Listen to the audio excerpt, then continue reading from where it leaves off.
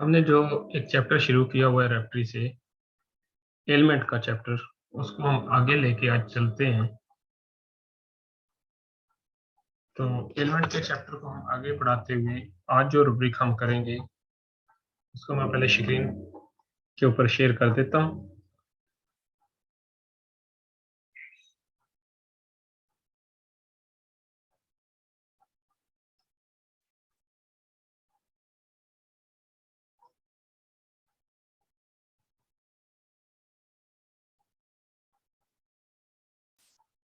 आपकी स्क्रीन के ऊपर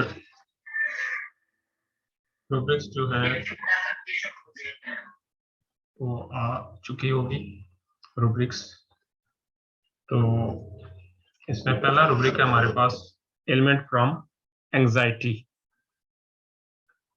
अब एंजाइटी क्या होती है? एंजाइटी एक किस्म का स्ट्रेस है, परेशानी है जो किसी वजह से भी हो सकती है। अगर किसी को कोई प्रॉब्लम, स्ट्रेस या परेशानी की वजह से होता है तो हम उसमें एलिमेंट के चैप्टर से रुब्रिक लेते हैं, एलिमेंट फ्रॉम एंजाइटी।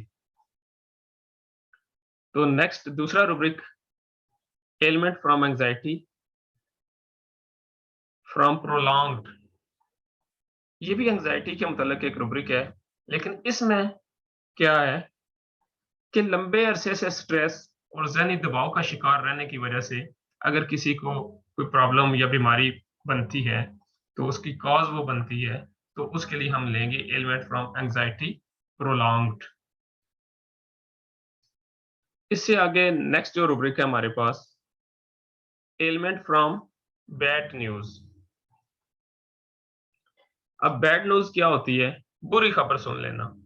कोई बंदा अगर बुरी खबर सुनता है, बुरी खबर सुनने के बाद उसको तकलीफ हो जाती है, बेहोश हो जाता है, या आपको उसके आईपीआर बताते हैं कि इसने ये खबर सुनी तो अचानक ये बेहोश हो गया, इसको ये मसला हो गया, उसके बाद ये उदास रहना शुरू हो गया या जो भी हुआ, तो वहां पे हम रूब्रिक लेते हैं एलिमेंट फ्रॉम बैड न्यूज।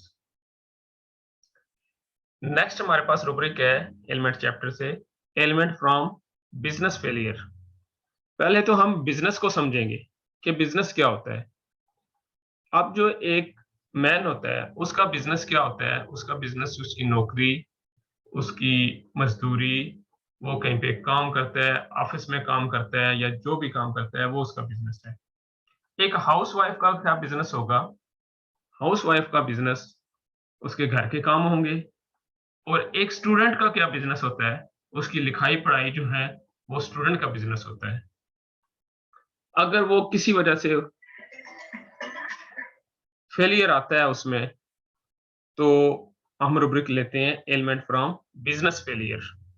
यानी उसका बिजनेस, उसका काम धंधा बिल्कुल चौपट हो गया, जमा पूंजी सारी बर्बाद हो गई, तो उसकी वजह से वो बीमार हुआ, तो हम रुब्रिक लेते हैं element from business failure. Next हमारे पास एक रुब्रिक है element from cares worries. Cares worries तो किसी की केयर करते करते, किसी का बहुत ज्यादा ख्याल रखते रखते, मिसाल के तौर पर आपके घर में कोई शख्स बीमार है, आप उसकी केयर करते करते आप खुद बीमार हो जाते हैं, तो हम रूब्रिक लेंगे एलिमेंट फ्रॉम केयर वरीज। तो नेक्स्ट इसके साथ ही एक रूब्रिक है एलिमेंट के चैप्टर में element from care worries loved one our. Element from care worries our loved one.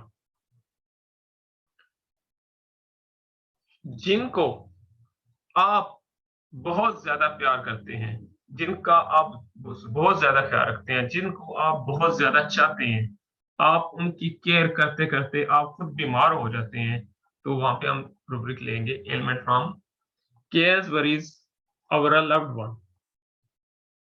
Next हमारे पास रूब्रिक है एलिमेंट फ्रॉम सेलिबेसी। पहले हम सेलिबेसी को समझते हैं।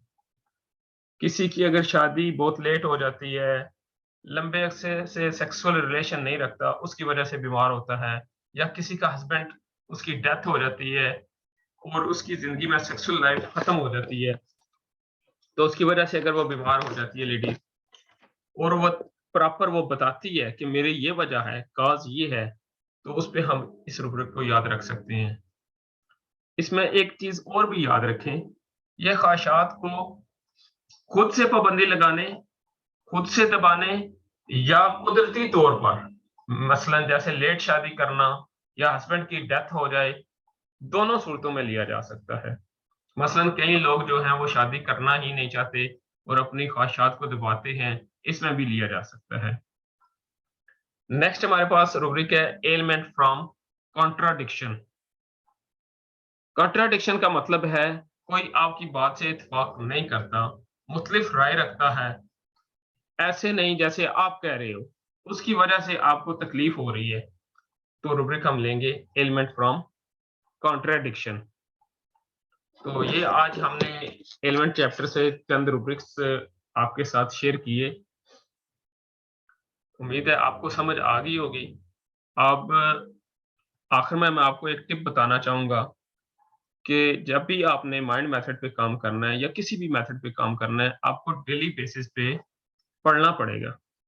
जितने ज़्यादा आप रूब्रिक्स याद करेंगे, पढ़ेंगे, डेली रैप्टरी को पढ़ेंगे, तो उसमें क्या होगा कि जब कभी आपके पास कोई पेशेंट आएगा, तो आपकी नज़र से एक रूब्रिक गुज़रा हुआ होगा, आपके माइंड में उसकी एक छवि बनी होगी, तो आपको याद होगा कि ये रूब्रिक मैंने पढ़ा था।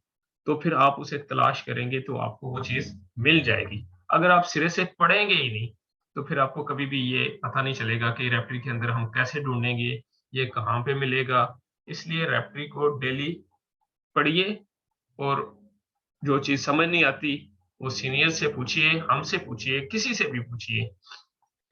तो इसी तरह हम अपने सफ़र को आस्ता-आस्ता कंटिन्यू करेंगे। तो आज के लिए इतना ही। इंशाल्लाह नेक्स्ट वीडियो में मैं आपसे मज़ीद जो है वो शेयरिंग करूँगा रूब्रिक्स की। तो आज के लिए इतना ही। Thank you.